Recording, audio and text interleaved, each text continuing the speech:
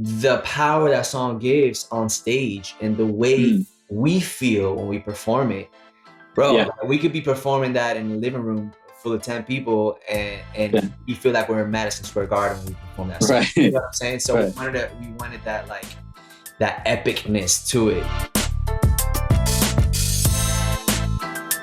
What up? It's Dramos, and this is the recap. Of course, as I do each and every week, breaking down some of the biggest headlines from this last week. Now, my guest on today's show helped me break down some of those headlines. They are a Puerto Rican artist production duo who's got a new album coming out later this month. My guys, Coast City, will be hopping on in just a little bit. But first, man, you already know what time it is. Let's get into some of the BS from this last week. Now, if you are getting the feeling that politics in this country are quickly becoming a joke, look no further than this story right here, where you had a man charged with his wife's murder and then ends up winning a Republican town primary from jail. Yes, you heard that right. He won from jail. Now, Andrew with Haughty, he's 40 years old, of Lebanon, Indiana, and he received 60 of the 276 total votes on Tuesday for Republicans for 3 positions on the Clinton Township Board. Now, of course, everybody is innocent until proven guilty. There's no doubt about that, right? So he's still awaiting his day in court. So again, innocent until proven guilty. But you would think that getting arrested for your wife's murder and being held in jail would be enough to drop out of the race for the time being, right? Or at the very least, you would think that voters, would they themselves say, hey, maybe I should hold off on voting for this guy until all of this gets sorted out. But nope, that didn't happen. And it just further proves that people don't seem to care to do research, or quite frankly, just don't seem to care at all. Now, listen, I get that this is a small town race, but to me, it speaks as a startling analogy for the bigger picture, right? And to me, that is, people don't care about knowing the truth or truly being informed, or if the person that they are voting for has any sort of morals. I mean, it's why we have seen crazy QAnon supporters in this country get elected. And it's why people like Marjorie Taylor Greene of Georgia, who, by the way, believes in conspiracy theories like that the Parkland and Sandy Hook shootings, yes, the mass shootings that happened at these schools, she believes that they were a hoax. And sadly, this is not a joke. She is quickly becoming the face of the Republican Party. And that should scare the daylights out of you, because it brings up a very scary point and idea that people only seem to care about their team winning an election, even if it means that democracy, as we know it, burns to the ground in the process. Man. All right, well, let's lighten things up just a little bit with today's guest. Now, my guests this week helped me break it all down. They are a Puerto Rican artist and production duo whose new albums, Wild Americanos, will be released on May 27th. Coast City, how you feeling? Good, what's good?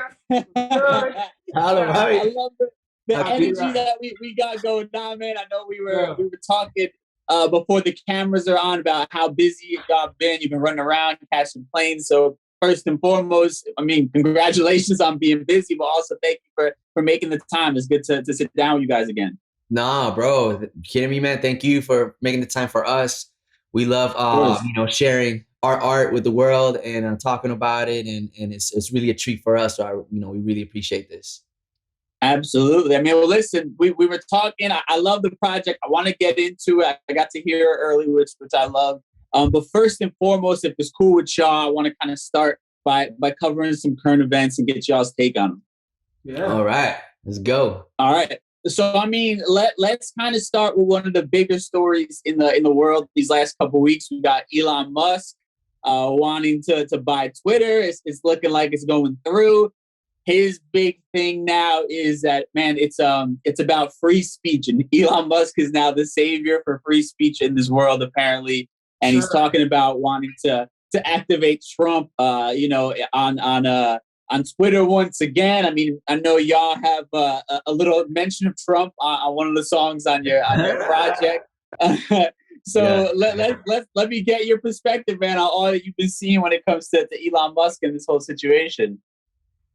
Man, it's that's the sticky one, because hey, good for him that he's able to, like, just get one of the biggest social media platforms ever built.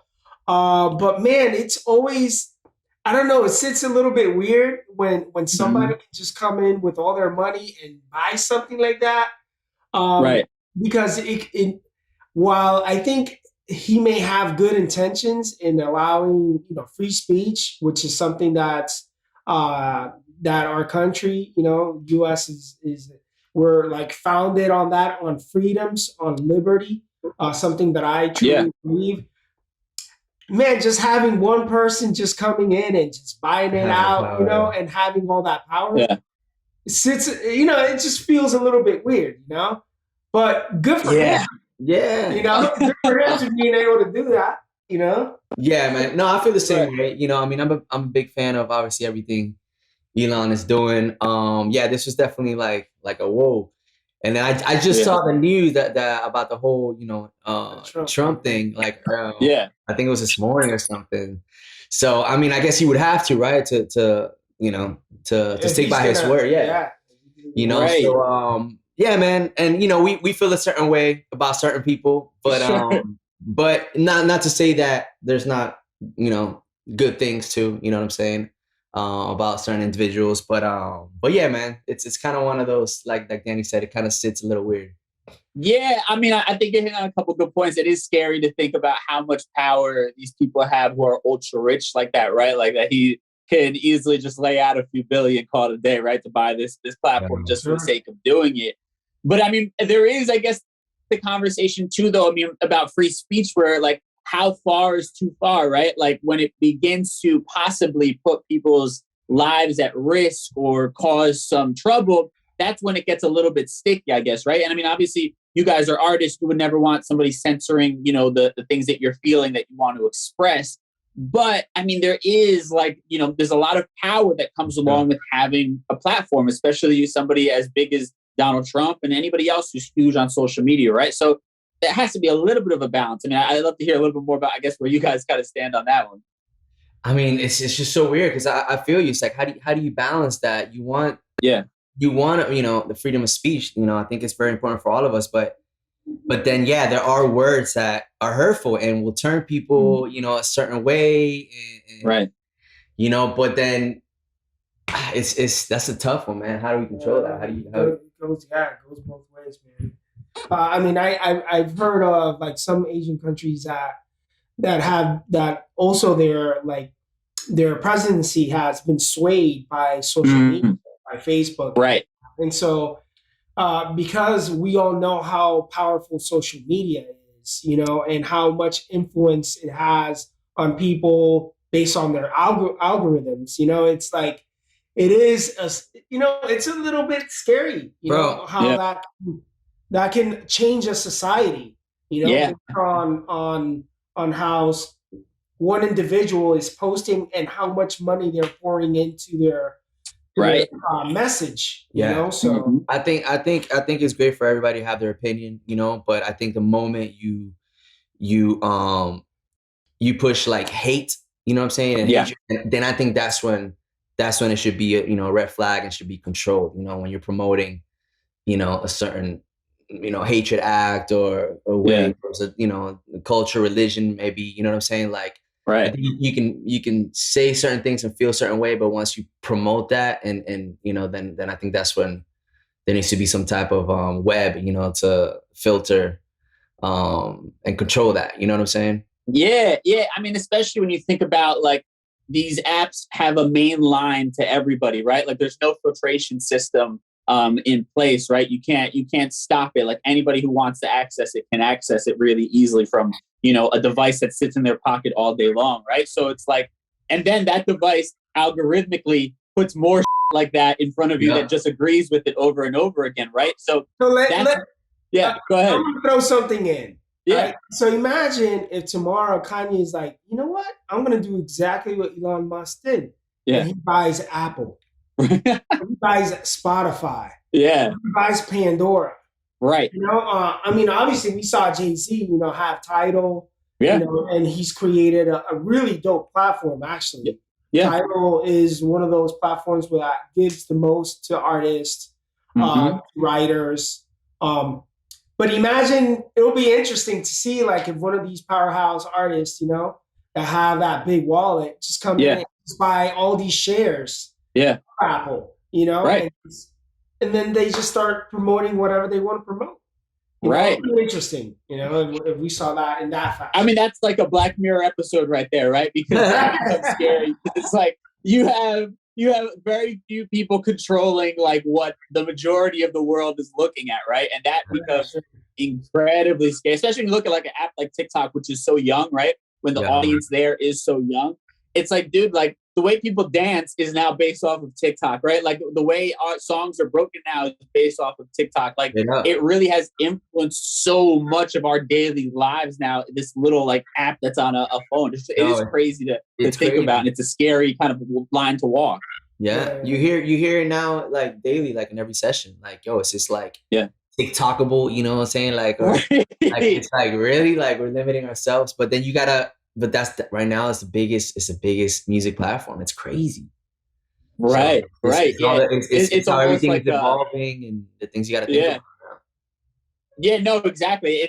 It's like you don't want to get left behind, but there also is a part that feels dirty playing the game. You know what I'm saying? It's like this weird, That's exactly it's a place to live in. I mean, all right, so social media aside, let's specifically talk about our community, the Latino community. And I'm a big fan of calling out the nonsense, calling out the BS as a means for us to grow as people, as a community, and to get rid of really toxic, mentalities that have plagued us, I feel like. And one of them I saw recently when they had this poll, and it's from the Pew Research Center, and they revealed that many Latinos with a darker complexion feel that they face discrimination from other Latinos almost as much as they do from non-Latinos, right? And we saw in Puerto Rico, where you're both from, you had a mayoral race happening in Guayama, right? Where you had this poster go up and basically they had the face of one of the candidates and the words on it were basically, do you want this Black man to be the next mayor of Guayama? And then the flyer concluded with saying, vote for O'Brien, which is his the person competing against him. And to his credit, O'Brien said that this had nothing to do with him. He, in fact, is a Black man as well. So it all is like this weird thing. But somebody put out that flyer, right? Somebody went out there and decided that was the way to do things. I mean, for you guys, obviously you've been in the music industry doing your thing, and just as Latinos, born in Puerto Rico and then coming over here. I mean, when you hear things like this, or even have your own experiences, I mean, what kind of runs through your mind when you think about this self-hate that we often see in our community? Let me tell you something. My experience, I remember being in Panama, which is actually a beautiful country. I had a great time there, and this is not to speak on Panameño, but I remember being in a high-end hotel there that I was staying for a week because I was working with an artist. And I felt discrimination from other Latinos because I was a little bit darker. Yeah. Maybe I wasn't wearing a suit and tie. I was wearing, what I would normally wear. Yeah. And I did experience that, and it was terrible, and it was almost from I felt it even from other Latinos that looked like me, right? Yeah. That were dark, but because I wasn't a white man who was sitting down in the restaurant, they completely would overlook me, and they would, and I could tell the treatment that they would give everyone else that was like color, So unfortunately, whether it is because they thought they were going to get a better tip from the other tables, or maybe they were going to order more, or whatever it is, that shouldn't happen at all. Yeah. So in any case, we should even extend it should be even a greater service. Yeah. And we should complement each other even more, in situations like that. About this O'Brien Guayama, I'm actually pulling it up here. Yeah. I'm trying to see who the other guy is. His name is I have it written down here. His name is Luis Narmito Ortiz Lugo. I'm trying to pull it up here. Yeah, I didn't hear about this, man, but it's super unfortunate, man, that we're still living like this, man, with this. So Luis is also a black man, right? Yeah. Now, because the thing is, you're telling me this, right? And I get it. Absolutely. Right. Based on what you're telling me, for sure, that's completely wrong. But as Puerto Ricans, we call each other negrito. Right. Negro, as de cariño, Right. So I'm wondering, obviously I would, before we even say an opinion or give an opinion of that, sure, I would love to see like what the, where he's coming from or how it was delivered. Yeah. Because, right. I mean, my abuela used to call me negrito all the time. Yeah. Right. My mom calls my dad negro. And it's out of, I didn't know racism until I actually got here to the U.S. And while I was growing up, my childhood, I saw no like blanquito, negro, whatever. We just all kids, Puerto Rican kids, Right. Like, so it wasn't until I made it here to the U.S. that I was like, oh, I am a different, I guess, color or whatever, Yeah. So I know that culturally in Puerto Rico, while I know that exists and we can't blind ourselves from saying, oh, like we see it all the time in Latin TV. Yeah, that's a great point. Models, they put these models that are, they rather put a fair skinned model versus, una negrita. You know what I'm saying? Right. In this case, I'm wondering how that was delivered and how that was translated. Sure. Yeah. I think that's a good point. There's complications when it comes to like slang, right, and things like that, because it all can be interpreted different ways, and for one person it could be said in an offensive way, but for another it's a term of endearment, right? Sure. So it is complicated. I think that is a fair point when you bring it up in that way, for sure. Yeah. Listen, I think society is trying to make the effort, like, just talking about branding right now, and how much movies these days or commercials, or they're trying to be more inclusive. I mean, in all the companies, right? I'm very involved with the academy, the recording academy, and they're all about having everybody on the board just really have a shift and have an equal amount of women, all different, cultures, whatever. So we're definitely heading there. We're definitely nowhere close to where we need to be. Right. But I feel like we are like making, the right shift. It's just gonna take time, and it's our jobs. Us is we have kids. So it's our job to like instill that into the new generation for it to just be, just a complete balanced society. And playing it off from our new album, Wild Americanos. Yeah. It really, Wild Americanos speaks on that, speaks on killing the stereotype. Yeah. What I'm saying? Exactly. And the new Americano, right. The second generation, third generation, fourth generation Latino Americano who's here in the US, Yeah. So it's interesting. There's actually two artists that I came across over the past week. One named Yendri. Yendri. She's been on the show before. She's dope. Yeah, who's Italiana, Dominican, right? She's Dominican but lives in Italy, right? Yeah. And then Calacote, who's also Dominican but grew up in South Carolina. Right. And so these are two artists that are second generation Dominicans, but one living here in the US, right? Yeah. But then the other one that lives in Italy, and they experienced the same thing. Right. So while while we think here like, oh, it's something that's just happening here in the US, it's actually happening globally. Sure. So while we say Wild Americanos, right? We have this powerful song that speaks on, the new Americanos. It's actually almost the new global community that's evolving, in our planet, where we're all becoming one. I don't know. Like, it's kind of right. I think that there is no right way to be Latino, right? Like we all have our experiences, especially if you're just talking about our community specifically, but like, you're right. Like we are global people, right? We are all over the place now. We're not just in one area, right?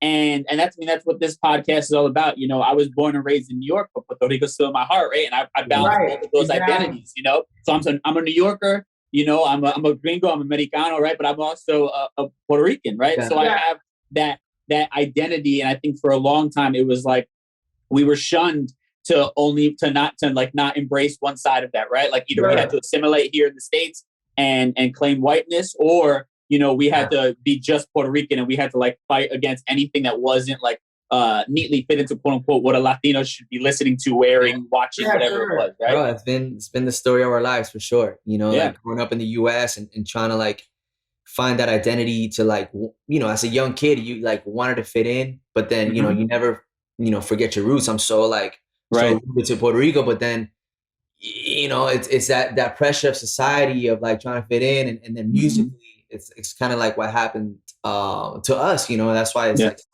such a fusion, you know what I'm saying?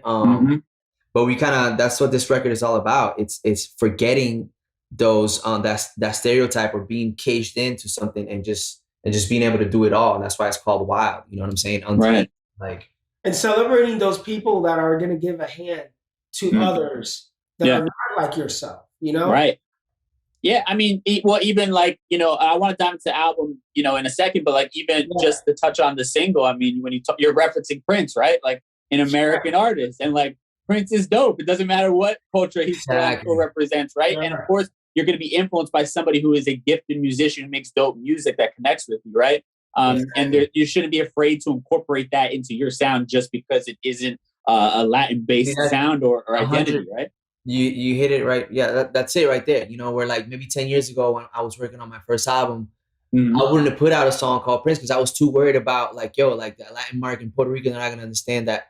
Right. This is what now is all about, and this is what Wild Americanos is all about. It's not having those restrictions, and it's like, like we grew up on Prince too, but we're Puerto Ricans, and we love it. We love that style, and we can do it, and we can play it. So let's really, right. You know what I'm saying? Like, right. I mean, I think there's this old prehistoric notion that everybody in Puerto Rico listens to reggaeton, and that's all they've ever heard in their entire life, or like salsa or something like that, right? I know for me, one of the greatest blessings that I had was I linked up when I was younger with like a progressive metal band from Puerto Rico, from iOS. And I went out there and I saw they literally had a local scene of kids that looked and dressed like me and were Puerto Rican playing metal, in Puerto Rico, right? And I remember back home, the kids that I grew up with would be like, yo, that's all white people stuff. You can't listen to that. And it's like, bro, there's no such thing, right? Like if whatever you're into, whatever speaks to you, it is what it is, right? And you can give it your own flavor and your own piece of your culture, but those things aren't defined by race or where you're from and things like that, Yep, 100%. I mean, so I wanna end on some positivity when it comes to the current events, and we'll jump back into the album. I feel like this now has become a show all about Bad Bunny, because the dude is constantly just doing incredible things. I mean, you got the new album that he just dropped, Un Verano Sin Ti. And now in the first day, it became the all-time most streamed artist globally. Bad Bunny did on Spotify, right? Racking up 183 million streams in 24 hours.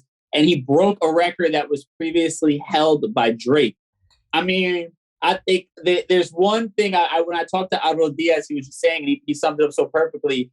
For some reason, as Puerto Ricans, whenever we see one of us winning, it feels like we won personally, right? There's this kinship that we have. I mean, let's talk about this, especially you guys are connected musically. You see Bad Bunny doing numbers like this. What is it? How does it make you feel? What does it put in your mind? It's exactly that, man. It's like, como decimos nosotros, sacar pecho, it just, it feels incredible, man, that this, Latino man that we know, man, is doing it's having this, you know, shock on the culture and in the world, you know, and right. and then we love how musically he's bringing in, because it's not just, you know, it's not just reggaeton and trap. Right. He's bringing in, you know, the Marias, Buscabulla, Bomba Estéreo, which lives in more of like the world that we live, you know. So we love that he's like, you know, putting a spotlight on that type of more alternative Latin music as well, and getting the streams that he's getting. You know, it's we've been feeling that, you know, for a while, man. Ever since, you know, you go back to like to the 2018 when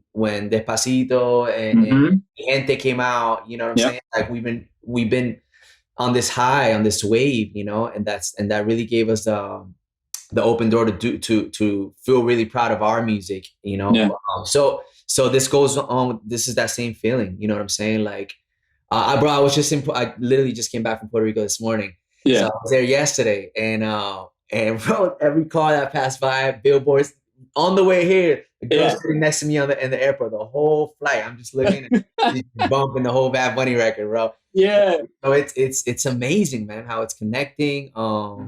It's really inspiring, man. Really. Yeah, I like listening to it. I literally just wanted to hop on a flight to Puerto Rico because I felt like I wanted to experience it on the island. You know what I'm saying? Bro, and it's so Puerto Rican. This album in particular is so Puerto Rican, from the visuals to like lyrically, man. Like it's so it really touches, you know, the heart, especially if you're from the island, you know. Yeah, no, absolutely. I mean, so let's talk about your album now. I mean, it's coming out later this month. I mean, this is exciting. I know that this has been in the works for a number of months for you guys now. First and foremost, man, I have to say, sonically, it just sounds huge. You know, I had it going on here in my studio, and it was just like knocking. Like I literally had to go back and turn down the volume because it was just too much bass in here. But it sounded great. Like I was like, damn, this sounds gigantic. It sounds like a lot of like that really cool kind of funky, almost like 90s R&B that is like that classic sound, you know, and obviously some 80s mixed in there as well. You guys are having fun with a lot of the synths and the vocoder and all that kind of stuff. I mean, let's just talk about the making of it, because it really just seems like you guys didn't hold back and you just allowed yourself to kind of have fun. I mean, even the textures, like the sonics of it almost has like movie score-esque feels to it, right? With some of the things that you're mixing in there that aren't even musical elements. Yep, 100%, man. That's exactly that. This album, it's really there's a lot of songs in this album that were actually written and created in Daytona, which we actually left. You know, we live in Miami, and we went to Daytona, which is, for those who don't know, it's like, you know, east of like Orlando, and it's actually, we grew up in Orlando, so we wanted a place that we can drive all of our gear to, and then our engineer who makes the album, Daniels, lives there. And we thought it'd just be great because we haven't been there in a while, bro. And while we grew up in Orlando, it's really where that was our backyard, where we would go to party weekends, spring breaks, we would go to Daytona and just wild out. So we wanted to kind of like get that feeling again. And that's actually why it has some of that little 90s throwback R&B vibe to it, because it just kind of took us to that moment in time, you know? But there was a lot of songs in there, like including Purple and Prince, for example, that we just released. That's a song that was written like 4 years ago. Wow. But we never were able to find its place, you know, like the two previous albums that we released, we didn't quite think it would fit, you know, like it would just stand apart too much. So this album is about putting those group of songs together. The ones that we were maybe a little too scared too personal and our favorites, but then a little too scared to just put them out into the world. Like we finally like kind of grouped them all together into this wild card of an album. And that's why it's called Wild Americanos. You know what I'm saying? So it was a beautiful process in Daytona. You know, D took a lot of his keyboards and stuff. He had just gotten at the time the Moog 1, which you hear all over the album. For those who don't know, the Moog 1 is like the Bentley of the Moogs, you know? Right. So it's all over the album. It's very synth heavy. Man, we just went in, man. We were on a vibe out there, you know. Skyfall is one that was written. Which one of my favorites, by the way. I think that's my favorite one on the album. That's one of my favorite melodies. Lyrically, it's crazy. That's a song that was created in Daytona, literally like on The house that we rented was on the water, had a dock, and we were like 2-3 in the morning under the stars. Yeah. And that's when you listen to the song, that's exactly the feeling that you get, you know, this like out of body experience, you know, like it just really transcends you somewhere else. It's like a ride though, because it got like the structure of it is almost like it continues to build throughout most of the song, right? So you're not, it's like you're wondering where it's gonna go next, because there's one point where it almost feels like there's gonna be that drop and then it hits acoustic, right? So like it takes away all of the build that you had, all of like the fullness of the mix, and really strips it down. And then you go back into building it. That was to me what was really dope about it. I felt like I really wanted to pay attention while listening to that song to really just see where it went. Like I love on a ride. I love that you're saying that, man, because it's definitely like an unconventional format, you know, which I love, man. You know, like these days, I know, bro, like there's obviously everybody's making super, you know, short songs and just hooky songs. And I get it, right? Like you got to make the TikTok stuff. And we have some of those, but this one in particular is like, let's just ride the mood, man. Let's not think of an actual like structure that we have to stick by because X and Y reasons, you know, like the melody just automatically took us there. And it's exactly that. You never know where it's going. You don't even know like what's the verse, what's the hook, what's the pre. It just takes you, and it's like a 6-minute long song almost, but you don't even really notice it because you're just on the ride, you know? Right. Yeah, I mean, it's really dope. And I also just referencing Purple and Prince, I mean, the single, you got the video out. I love how you guys almost created this entire world around that song, right? Like, I love, obviously, the video, and you're jumping heavy into, like, these rock star vibes of, like, Prince-esque, you know? You got has the purple mask on, you're rocking, like, the bandana, and you got the guitar and everything, right? Like, you know, so you are going into this whole inclusive world. You're making it beyond just the music. I think I saw one of your live performances, you guys kind of did it all out in that same vein. I mean, so like for you as musicians and artists, I mean, how important has it become to kind of also create a world for the listener beyond just what they're hearing, but also now, obviously, in a day and age where visuals are everywhere and important. I mean, how has that kind of transformed your process a little bit as well when you're maybe writing the song? Sure. You know, like, man, we're so proud of the music video, Purple and Prince music video. I mean, it was, you know, that one was so important to us because the song itself, you know, was a song that we've kept for so many years, you know, and so we really wanted to feel epic. We wanted the music video to really be at the same level of the song, you know, and I feel like it did capture the mood, you know, and it does take the person looking at the video on that ride, you know, and on that experience, you know, and so and again, you know, like even Skyfall, the same thing, and you know, it's super vibe too, you know, of what Coast City represents, you know, so.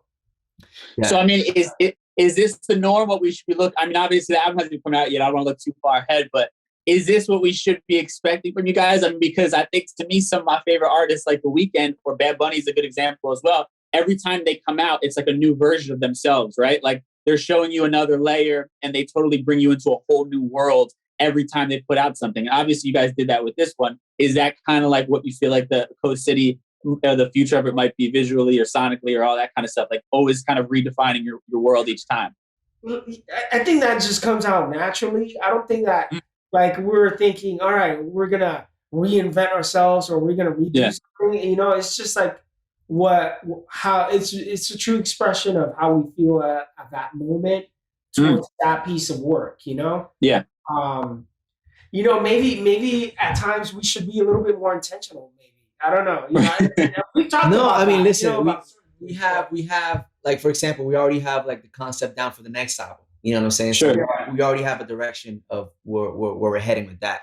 You know, this one is, you know, Purple and Prince is obviously an obvious one. We wanted that rock star like on top of a building, like, and it's really because the power that song gives on stage and the way we feel when we perform it, bro. Like, we could be performing that in the living room full of 10 people and we feel like we're in Madison Square Garden when we perform that song. You know what I'm saying? So we wanted that, like, that epicness to it. You know what I'm saying? So I think like it also we also kind of follow what the song speaks, you know, like when it speaks to us, and Down was like obvious that we really wanted to go that route, you know. The next single, we have a few more that we're gonna drop now with the album, so which are like there's one that's like the video is even more like humorous. It's really dope, but it's like a whole nother vibe than Purple and Prince. But it still falls into the whole like, you know, funkiness, epicness, eclecticness of the project. You know what I'm saying? But yeah, man. But we are aware of how important visuals are, and how it really sets up the tone, and it's so important for the viewer to connect, you know, the song with the visual. So yeah, we love being involved in you know, in every aspect of the visuals, for sure.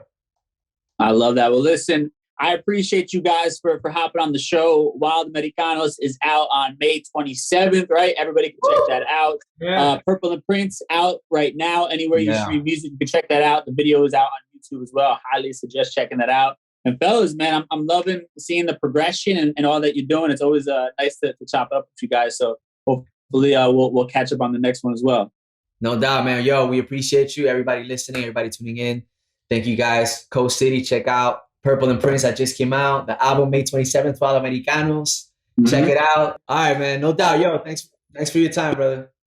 Absolutely. Good seeing you guys. Man, big shout out to my guest this week, Coast City. Again, Wild Americanos, their new album coming out May 27th. Make sure you go check that out.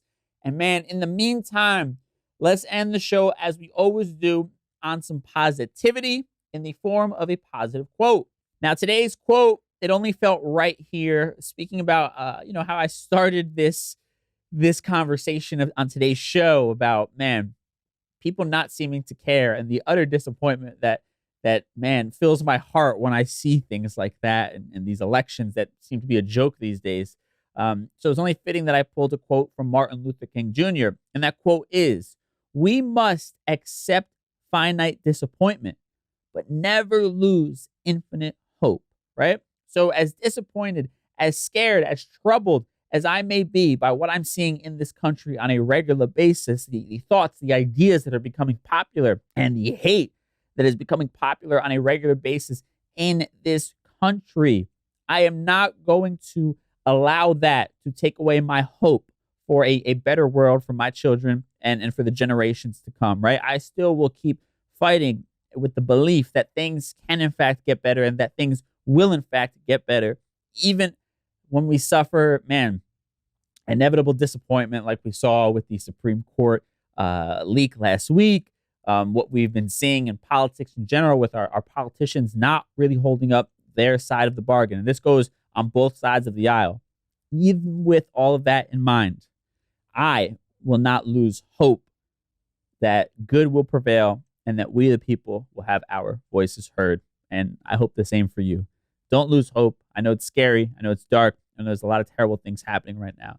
But if we stay together, we stay organized, we stay informed, I truly believe that things can get better and that progress can be made because we've seen it happen and it can happen once again. And with that said, thank y'all so much for tuning into this week's episode. Big shout out to my guest, Coast City, for hopping on the show. And I'll be back next week with a brand new one. Until then, stay safe. I'll talk to y'all soon. Bye.